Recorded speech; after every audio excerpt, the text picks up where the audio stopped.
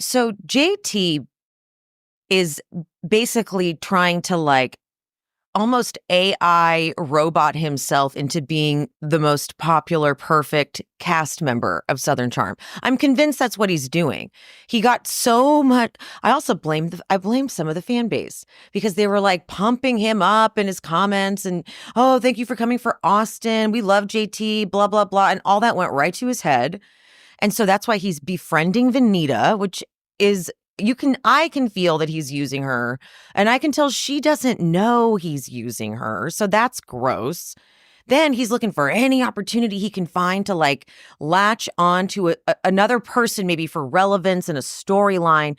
So when Leva was like, I know people who say, they were dating Austin, he's like, noted, got it.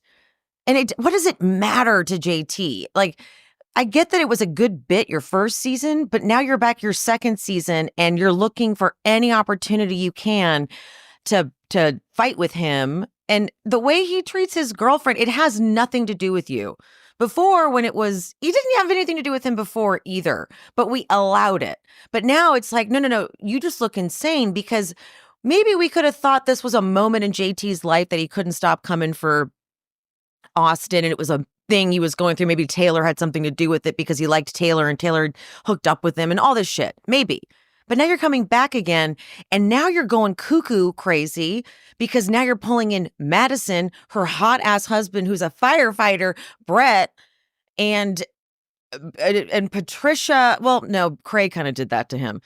But like it feels like he's trying to create a version of himself that the audience will like. And it's an insane thing to witness. It's like, there's nothing authentic about him. He's so pompous too. Oh God. Okay. Let me just get into the recap because I could like go on and on about JT, but let me like have some structure to this. First, let's talk shit about Shep.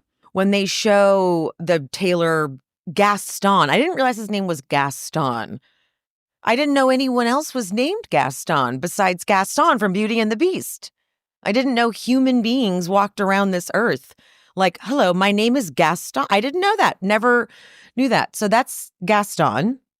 But during that package, Shep says, because they keep flashing to an interview bite of his, obviously the producer is asking him, like, what do you think about the new boyfriend or whatever? But then at one point, Shep goes, I know that her mom and dad wish that we were still together. I know her grandfather and grandmother too. Why? Because you were so good to her. Although, maybe they were like delusional and because, Taylor had to get it from somewhere where they were also like, no, Shep, really, we see the good in him. We see he's a good person. Maybe they were like that. But I didn't like that. But then also something I didn't like he did. Shep is he's kind of creepy with this girlfriend, AKA Miss Bahamas. I was like, oh, now I get it. Because it just made no sense to me why Shep suddenly was into anyone outside of white girls. I don't know. Like maybe, I don't obviously know his whole dating history, but it just was like, what? Why? Oh, she's Miss Bahamas.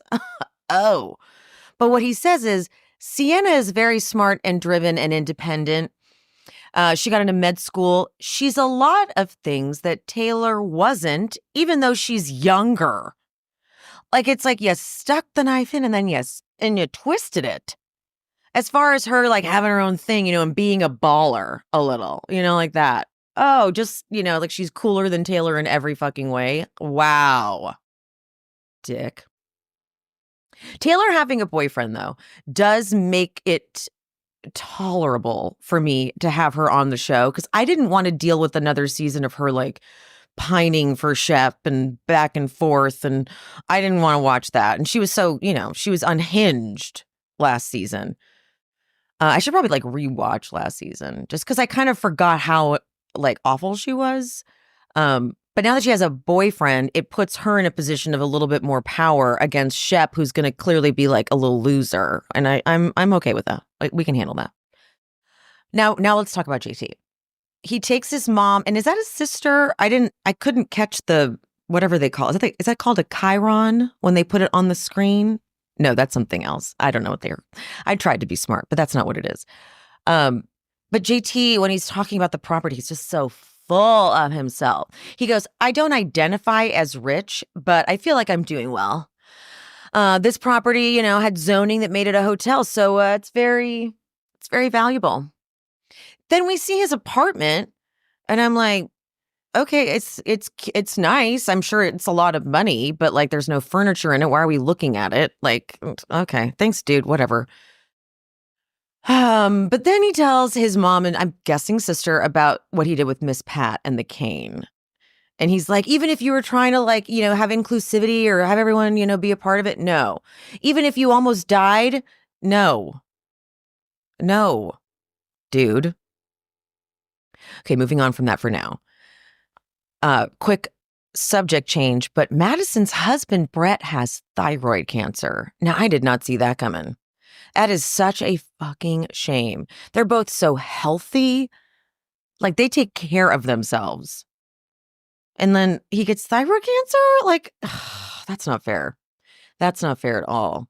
Hudson loves him so much. Like, why, God? Why? So, more on that. But that's stopped their trying to have a baby plan, which is even more sad, actually. God. All right, moving off of that, though, because I just had to get that out of the way. Now we're going to go back to JT. Shep, Craig, and JT go do that virtual golfing thing. First, JT asks if his cane went over well with Austin. And they're like, yeah, I guess it was a good step. It was a good step in the right direction. Then he's like, what's weird is when I went to Madison's event, she invited me and she was very cold to me. And you know what I think it is? Remember when she put on my striped outfit? I think Brett was upset about that because then they called me, they FaceTimed me, and he was asking, like what we did. And he didn't ask in so many ways, but, I think he was kind of wondering what happened. Now, all of those words came all the way out of your mouth. You kept talking and you knew who you were talking about. Brett. And you think that Brett was concerned that Madison, his gorgeous wife, hooked up with you when her ex is right there. Like Austin would have been maybe if she put on Austin's clothes. Okay. And they're of course like, no, not happening. And then he goes, and the polka dots. She was wearing polka dots. Madison, who doesn't miss a beat, is wearing polka dots, the same color and everything as Austin's. Cut to her going, it was on the invitation. So, and you got Craig, Mr. Conspiracy Theory over here. Although he goes, look, I'm one for conspiracy theories. And I don't even like to call them that because I think it's derogatory to people who just know the truth. But even this is far-fetched for me. Yeah, dude. Okay. By the way, if you are watching this, if you're one of the moment queens, I'm my hair, I don't understand how it's staying in place. Like, it looks insane. I just caught it as I checked the camera. It looks insane. Okay, sorry, moving on. But then he brings up what Levis said on the bus. But first, the way he frames it, the way JT frames it is, he's like, yeah, I thought I wanted it to be a peace offering and like an olive branch, but he's still doing what he's been doing. He's still the same guy doing what he's been doing. Levis says that he's got all these other girls that he's been with since being with Audrey or Aubrey. Which one is it? Audrey? So Craig and Shep are like, that's not true. They're completely great. And you see JT like, well, I'm just letting you know what Leva's gossiping about. And I don't care what Leva's gossiping about because Austin and Audrey are great. You guys, I love you guys, but you don't like to hold him accountable. You're back to this? You're back to this? This is insane. Like, you can't literally repeat exact lines that you've said already. We've already gone through a whole reunion. Like, oh my God. What's happening here is that it's very clear. It's starting to become clear to Craig. Oh, this motherfucker's just doing this for the cameras. He's just being a freak for the cameras or something. Because it's so unhinged. And then so JT tries to go, well, then we need to address this with Leva. And they're like, no, we don't. We need to. No, I don't. Okay, because he's just looking for like, okay, well, how about I'll orchestrate, very producery, I'll orchestrate so we'll all talk to Leva about it. No. Craig says, if you bring it up again, you won't see me again. He goes, Craig, look, I love you, but I'm sticking with the truth. Now he's just insane. Now he's just insane. He's insane. So when Craig leaves, I can tell he leaves because he's like, I'm not giving this guy camera time. I'm not doing this stupid scene, filming it with him. This guy has lost his sense of reality.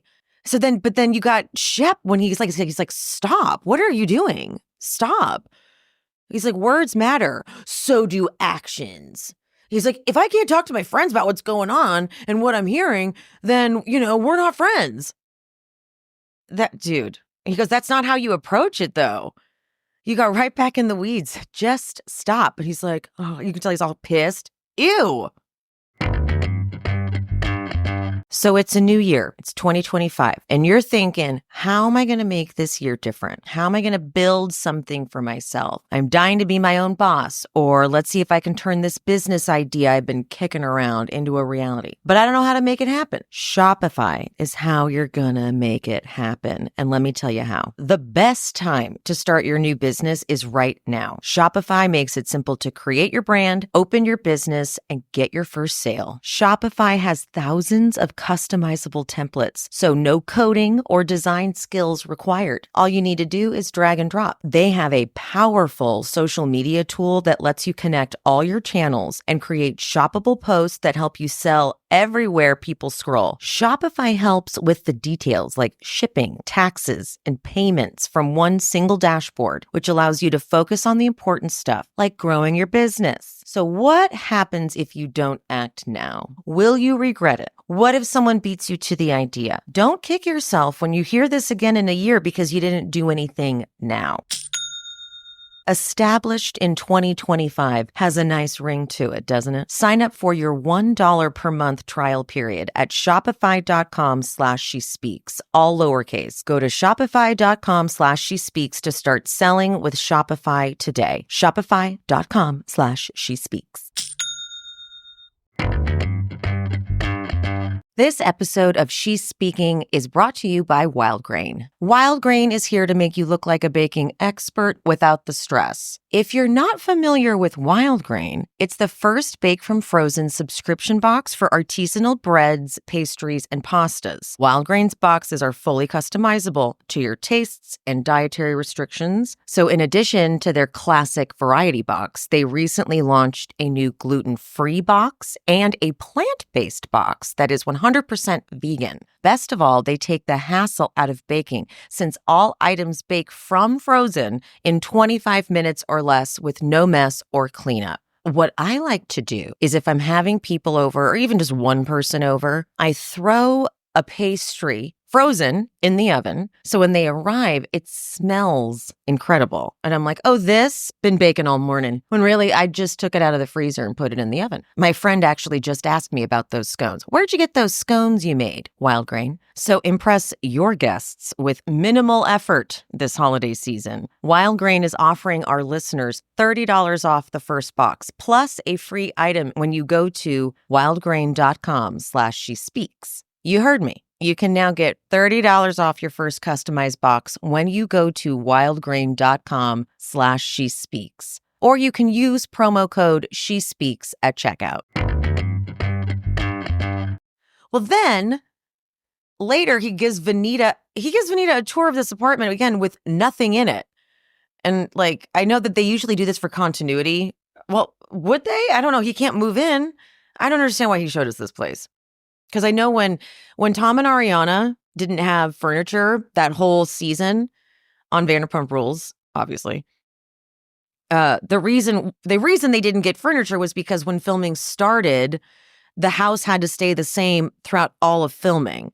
They couldn't change it until they were done in case they needed to like do a reshoot of something or use this, which is annoying, right? Because like a lot of the times we get stuff like out of sequence and chronological order of what they actually happened. But then JT's not living in this apartment, is he? I'm just confused why we got this weird tour. And also Venita, like, it just looks I don't want Venita in there. Get Venita out of there. She's not safe in there. I don't trust it. Don't trust that guy. No, not happening. I hate that he's using her like this.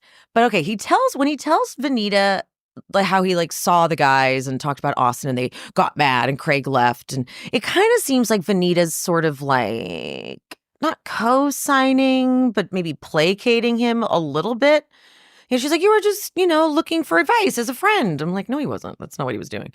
But then he tells Venita about the Brett Madison thing. And I don't think we get her reaction. Did I just keep looking away? We just see her like put her head in her hand, but not, I don't think we got, because her and Madison, that's how we got Venita, was through Madison. So I was thinking like you guys would, if anyone would know, be Venita in this whole thing. Like, no, dude, no one thinks that you guys hooked up.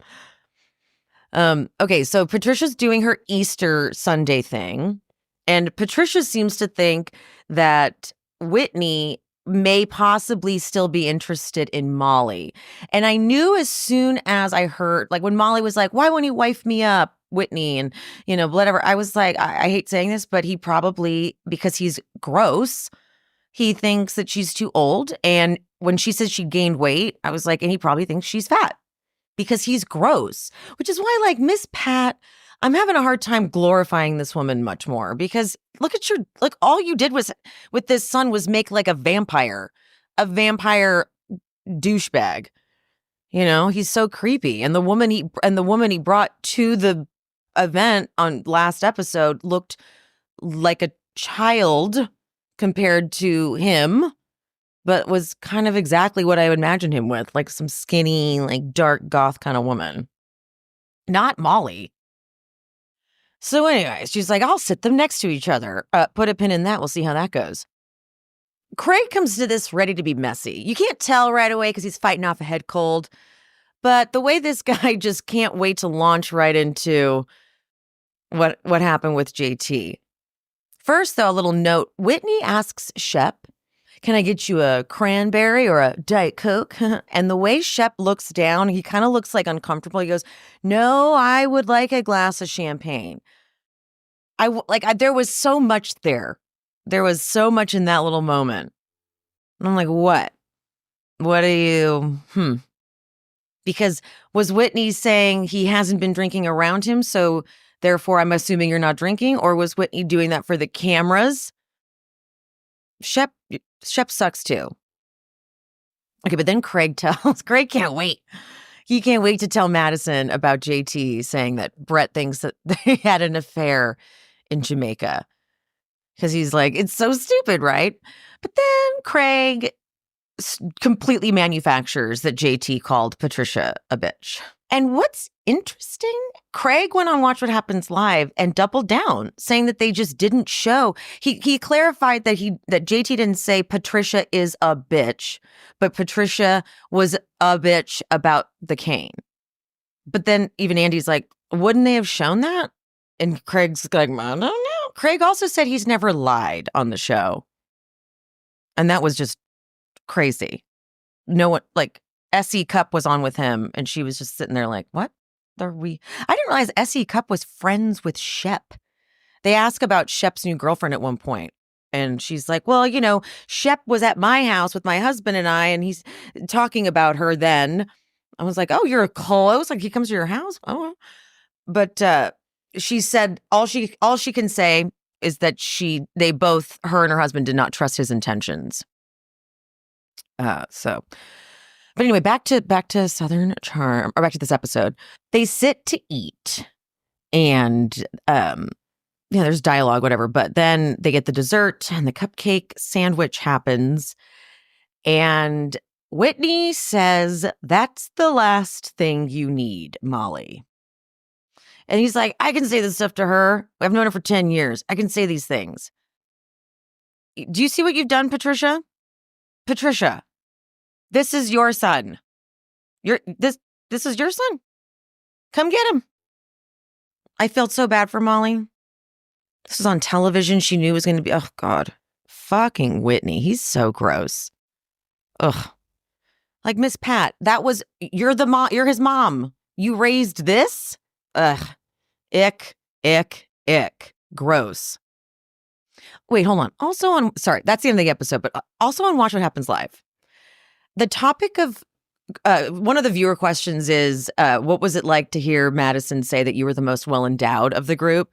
And Craig's like, oh, obviously, it's positive. I like that, whatever. And Andy, because Andy's so obsessed with this factoid, Austin likes to compare his dick size to all of his friends. And Craig is, as he said, the last man of mystery in that department for Austin. And Andy goes, well, I'm just surprised. Like, if you are well-endowed, you'd think you'd want to show it. And I was yelling at the TV, he's not gay. It's so gay men forget that it's not the same for straight men. Like, gay men can whip out their dicks because they're like, yep, there it is. Like, we all have them. Like, it's just different. You do show it. It's such a different culture. That's just not the same thing. But Andy has been obsessed and will remain obsessed with this fact about Austin. He just loves when the straight boys talk about dicks and like knowing what each other's dicks look like. Yeah. But then Craig, good boy, he goes, hey, maybe it's time. Maybe if we film Winter House again. And Andy got kind of weird. He was like, okay, well, next person up. Oops, I just hit the mic. Sorry. Next person. Oops. So I forgot the Winter House drama. They were supposed to have a reunion and then they didn't film the reunion because of something that like Craig and like we don't know what happened to the reunion because it was going to be this season that like Paige and Austin and all of them got in trouble for being like, oh, let's take down Lindsay, I think. And then we didn't get a reunion and it was some sort of scandal that we never got obviously any answers on. But wasn't there some? There was something because Andy's like, and also the next Winter House they filmed with everyone but the original cast, except for like Kyle and Amanda. It was just a dud for me. I tried getting into it, but I was like, I am so bored. Not interested. Anywho. Okay, I am going to go. Again, I'm sure you guys already heard this and I'm just repeating myself, but I'm not doing a wrap up tomorrow. I am so excited to clean. I know that sounds so lame, but like I got TikTok shopped into getting like a mop specifically for walls, cleaning walls. And I have just been eyeing all of my walls going, you are mine. I am going to feel so clean, but I need a full day for this type of a clean. I need to wash my curtains. Oh, I'm so excited. Oh, I can't wait. So I'm going to do that. Anyway, I love you guys so much. Mina, and I'll see you soon. Bye. Thanks for tuning in to She's Speaking with Emily Hanks. This show is produced, hosted, and edited by me, Emily, and brought to you in partnership with Cloud 10 Media. If you are looking for bonus content, check out the Patreon. The link is in the description. To show some support, you can hit that subscribe button and turn on notifications so you never miss an episode. Another free way to support the pod, please rate and/or review on whatever platform you listen. It's free, and it helps the algorithm or something. You can also head to buymeacoffee.com/shespeaks and buy me a coffee or two. Make sure you're following me on all social medias. I am She's Speaking with Emily Hanks across all platforms: Threads, TikTok, Instagram, Facebook. That's it. Thank you guys. See you soon.